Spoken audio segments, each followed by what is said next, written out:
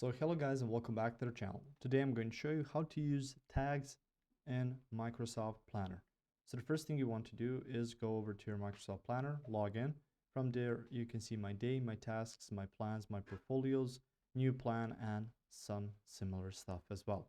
So through here you can see my plan, so you can open up a new plan to organize. So you can go through here, you can see filter by keyword, you can see people and stuff like that. Now in order to tag someone, you can just open up a task, so you will need to finish it up. You can add a note and you can tag people through here and just type in, let's say, David.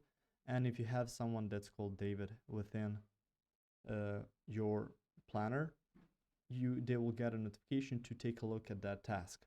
So from here you can also add labels, so you can use it through here. So it's going to be tagged by a color. So if you have an agreement to what color is the most important, so let's say this dark red is something very important, you can do it through there.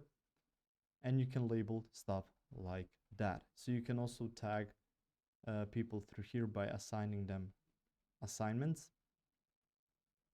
But the best way to use tags is through here, and your coworkers will get a notification. So someone that's tagged is going to get notifications. You can pair it up with a question, so you can just type in here at David, how should we proceed?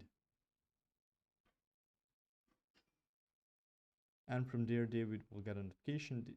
He will take a look and you will get some sort of answer through there. If you found this information helpful or useful, you can like the video. You can also share the video.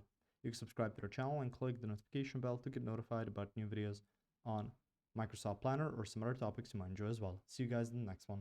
Goodbye.